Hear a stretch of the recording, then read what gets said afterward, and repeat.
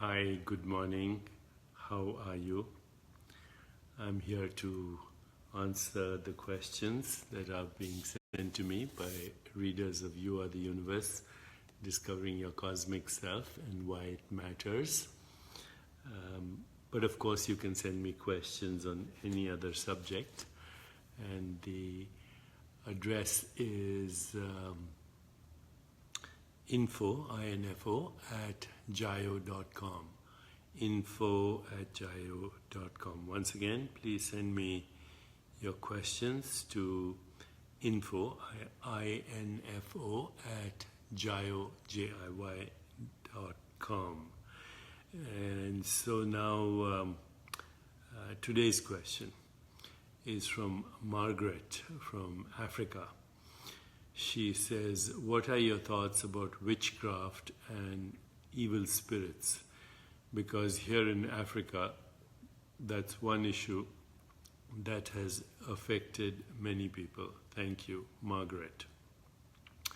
Okay, so Margaret, let's discuss this issue of personal belief and also collective belief, which is basically what the question is about. First of all, how do we define a belief? A belief is a thought that you hold to be true. Once again, a belief is a thought that you hold to be true. Is it true or is it untrue?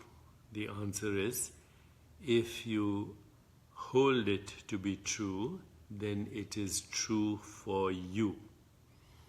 Once again, if you hold a thought to be true, then it is true for you. If a culture or a society holds a thought to be true, then that thought is true for the culture or that society.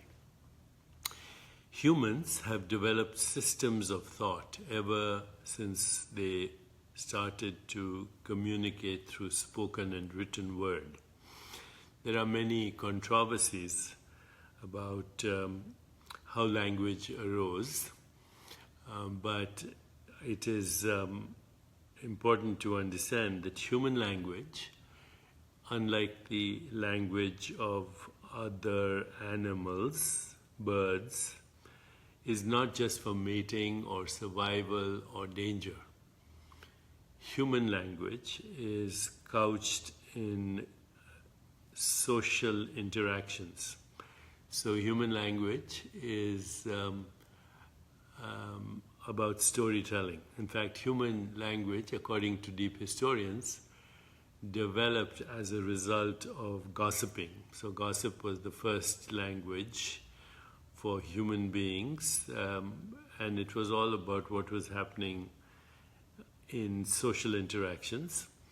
Even today, the tabloids are the most popular newspapers, notwithstanding President Trump's attack on the so-called failing New York Times. But even there, the stories are the most important things. So ever since humans started telling stories, they developed systems of thought. So the first system of thought was mythology, and then religion, and then philosophy, and then also theology, not necessarily in that order, and then science. So according again to deep historians, the cognitive revolution occurred maybe somewhere 20,000 to 60,000 years ago. We don't know. That is, people started thinking and reflecting and creating systems of thought. The scientific revolution is only 500 years old, which means a system of thought that has a very precise methodology of theory, experiment, observation. But they're all systems of thought, okay? And we as a human being, or we as human beings, are always embedded in these systems of thought. So once you're embedded in a system of thought, then that system shapes your experience. And by experience I mean it shapes other thoughts, it shapes emotions and feelings, it shapes perceptions, it shapes the way you interpret who you are and how you look at the world. So what we call witchcraft, I'm a witch doctor, what we call witchcraft is a system of thought embedded in certain cultural mythologies. A myth is basically sort of, in a way, a creation story. The word myth is related to the word mata, meter, mother, mater, matter, time, measurement, music, etc. So myth is a very primordial story that determines the meanings, context, relationships, and the recycling of other stories. And so even religion is a spin-off of cultural myths. I'm not saying that one system of thought, whether it's a scientific system of thought or another system of thought, is necessarily superior to others. The scientific system of thought is very useful for creating technology, but it's still a system of thought. And as I've said before, no system of thought can give you access to reality. Reality is ultimately the source of thought, therefore the source of perception, the source of all experience, the source of emotions, sensations, the source of our experience of everything, including the physical body and the mind. That's another story, and I've addressed it before, and I will address it again. But in any case, mythology, for those who are embedded in the mythology, is true. So what about evil spirits and witchcraft? For those who are embedded in that, it is true. It determines perception, it determines experience, it determines the so-called experience of reality. Experience of reality.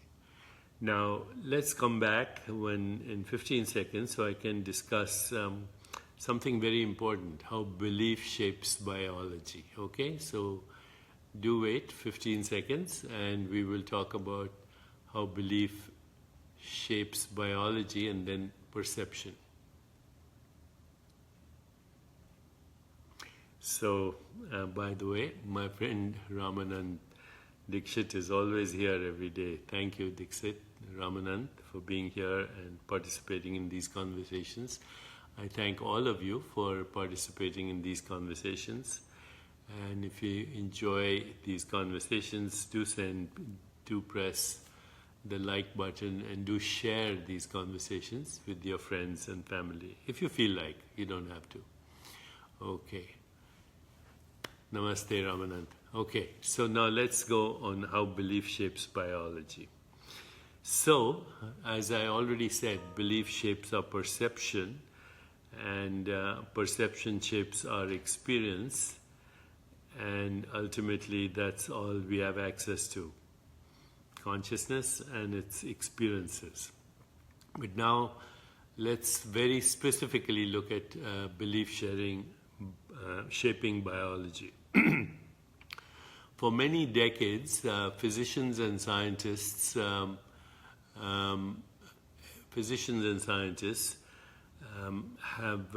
biologists have looked at what they call the placebo response. Placebo is an English word, but it is related to a word in Latin which says, "I shall please." So the placebo effect is that when a patient is given a dummy drug, which has nothing, maybe a sugar pill or not even that, but they're told by an authority figure, usually a physician, of course, but they could be told that by their priest or by their healer or whatever, this is a very effective pill for relief of pain. Well, about 30 to 50% the pain is relieved. Or they're given this and told this is very good, even though it's a dummy drug, this is very good for your ulcer. And in 30% of people, the ulcer responds. Placebos are also known to work in other conditions, autoimmune illnesses, inflammatory disorders, even cancer. So a placebo works in about 30% of people. Now here's what people found out a while ago, scientists, that if you gave a placebo, a dummy drug, to a person and told them it will relieve your pain, but you gave them an injection of something called Narcan before that. Narcan is a narcotic antagonist. So if somebody gets a heroin overdose, you give them Narcan, you help them recover. So Narcan is a narcotic antagonist. It binds to the receptor of internal opiates. But if Narcan can block the pain-relieving effects of the placebo, that means that particular placebo caused the relief of that pain by actually generating within the human body-mind something called an endorphin or an opiate. So that particular belief turned into a particular molecule. Now, since these placebos work in many other conditions, then those particular beliefs are turning into particular molecules. Wherever a belief goes, we can say a molecule follows. Wherever a belief goes, a molecule follows. The molecule usually is a peptide, a protein. And in order to make that protein, you have to actually epigenetically cause certain genes to get activated. So belief turns into biology through the activation of genes epigenetically, okay, through very specific markers. These markers are called methylation markers, deacetylation, etc. You don't need to know the details, but think of this room having many light bulbs, and then I have a master computer where I can switch on some light bulbs, turn on some, turn off some, increase the intensity of light from some, decrease the intensity of light from some, etc. So like that, these methylation marks, they turn on genes, turn off genes, deacetylation perhaps turns off genes. And so constantly, everything that we call experience, including a belief, is an experience, but other experiences too. These are constantly turning our genes on and off, or increasing their activity or decreasing their activity. And a placebo, therefore, acts through activation of genes. At least that's my opinion and that of many others. Okay, what's the opposite of a placebo? The opposite of a placebo is a nocebo. Nocebo. Nocebo says a doctor tells a patient, Mrs. Smith, you have breast cancer and you have, 2 years to live, or something like that. So that's a negative belief, and that actually, if Mrs. Smith believes in her doctor, it turns into that outcome. Statistically, it turns into that outcome. So the nocebo is the opposite of a placebo. It has the opposite effect. Instead of healing, it causes illness. So I know of witch doctors in Australia, in the Aborigines, where they have a custom, it's called pointing the bone. And so if somebody has an enemy, they go to the witch doctor who takes a kangaroo bone, he does a ritual around a fire, chants some Aborigine mantras, and then he says, point this bone at your enemy. So within 24 hours, the enemy starts to get nausea and vomiting. In 48 hours, the enemy starts to get dehydrated, and in 1 week the enemy could be dead.